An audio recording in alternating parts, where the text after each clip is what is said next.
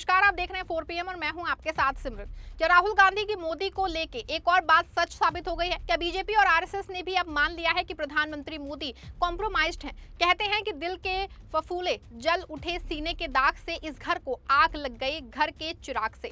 मोदी की विश्व गुरु वाली छवि अब पूरी तरीके से ध्वस्त हो चुकी है और इसमें आग देने का काम किया है मोदी के ही चिराग राम माधव ने, जिन्होंने विदेशी धरती पे बैठ के विदेशियों के सामने ही कबूल कर लिया है कि भारत के प्रधानमंत्री ने ट्रंप के सामने अपने आप को पूरी तरह सरेंडर कर दिया है। उनके इसी बयान ने बीजेपी के लिए ऐसी मुश्किलें खड़ी की हैं जो थमने का नाम नहीं ले रही हैं। राष्ट्रवाद का झंडा उठाने वाला आरएसएस भी राम माधव के बड़बोलेपन से मुश्किलों में आ गया है।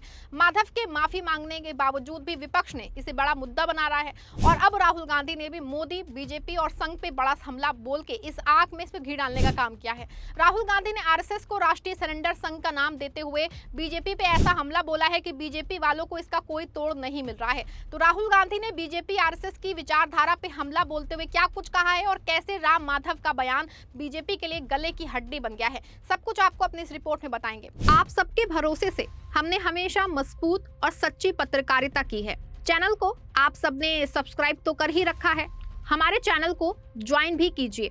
हमारे चैनल के मेन पेज पे जाइए, जहां सब्सक्राइब लिखा होता है ठीक उसी के बगल में आपको ज्वाइन का विकल्प दिखेगा। ज्वाइन बटन पे क्लिक करके पेमेंट प्रोसेस पूरा होते ही आप हमारे सफर का मजबूत हिस्सा बन जाएंगे।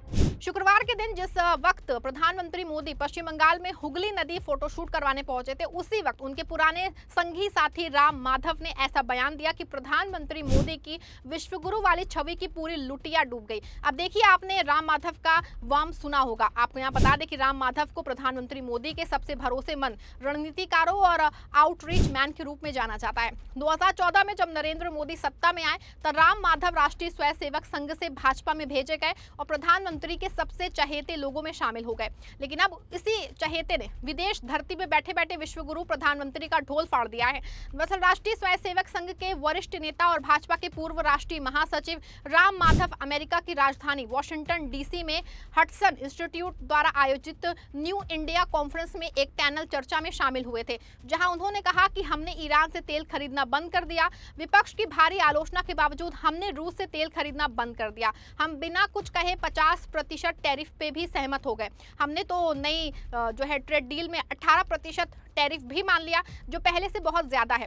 हम अमेरिका के सहयोग में कहां पीछे रह गए और हम कहां क्या करें? We lagged behind. We agreed to stop buying oil from Iran. We agreed to stop buying oil from Russia, facing so much criticism from our Indian opposition. We agreed for 50% tariffs. Agreed means we did not say anything. We maintained our patience. 50% tariffs we agreed.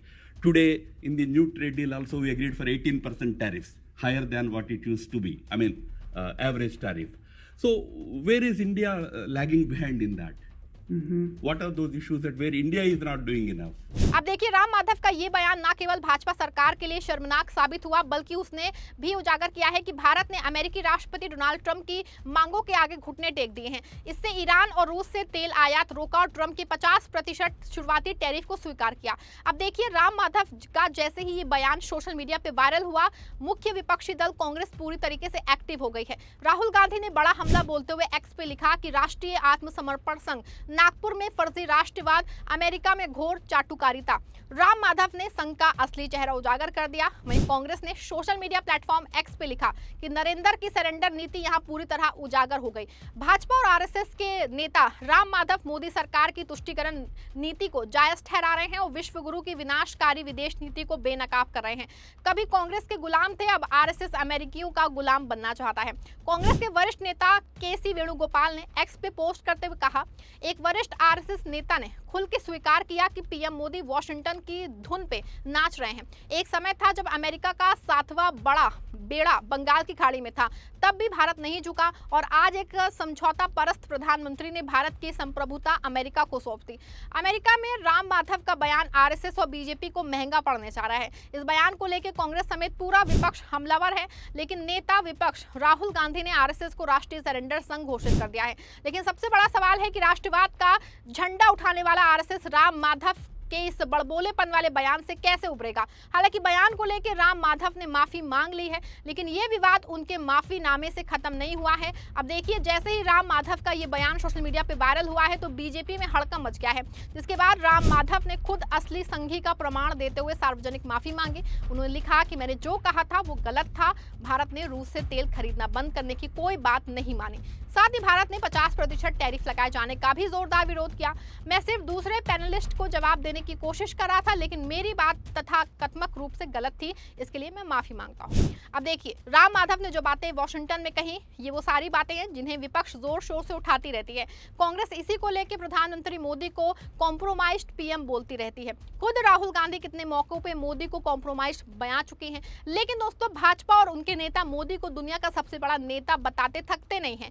लेकिन विदेशी धरती पे खुद मोदी के सबसे करीबी नेता ये खुद मान रहे हैं कि हाँ, मोदी ने ट्रंप की कही हर बात, हर शर्त मानी, यानी उन्होंने पूरी तरह तरीके से कॉम्प्रोमाइज किया है। लेकिन इसके बावजूद ट्रंप ने उन्हें किनारे फेंक दिया।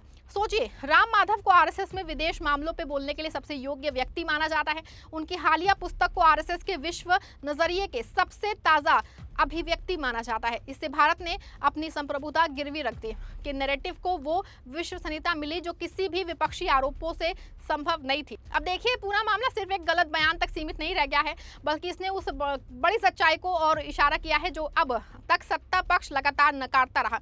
जब खुद सत्ता से जुड़े एक बड़े चेहरे राम माधव विदेश की जमीन पे ऐसी बातें कहते थे जो विपक्ष लंबे समय से कहता आ रहा है, तो सिर्फ गलती नहीं बल्कि एक पुष्टि बन जाती है। यही वजह है कि राहुल गांधी और कांग्रेस को अब अपने आरोपों को साबित करने के लिए ज्यादा मेहनत नहीं करनी पड़ रही, क्योंकि अब ये बातें अंदर से ही सामने आ गई हैं। मोदी सरकार ने विश्वगुरु की जो छवि बनाई थी, इस पूरे मामले ने उसकी कालिख पोत दी है।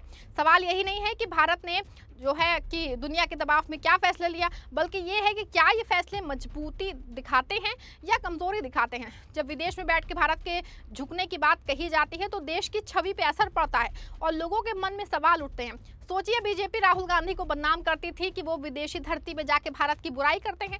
अब वो बीजेपी राम माधव के इस बयान पे अब क्या ही कहेगी। इस घटना के बाद अब ये चर्चा तेज हो गई है कि क्या भारत की विदेश नीति अपने दम पे चल रही है या फिर बड़े देशों खास के अमेरिका के दबाव में फैसले लिए जा रहे हैं। ये सवाल आने वाले समय में और ज्यादा उठेगा और संसद से लेकर जनता के बीच भी इसकी गूंज सुनाई देगी। पूरे मामले को लेकर आप क्या सोचते हैं, आपकी क्या राय है, कमेंट में जरूर बताइएगा। इस वीडियो को लाइक और शेयर करिएगा।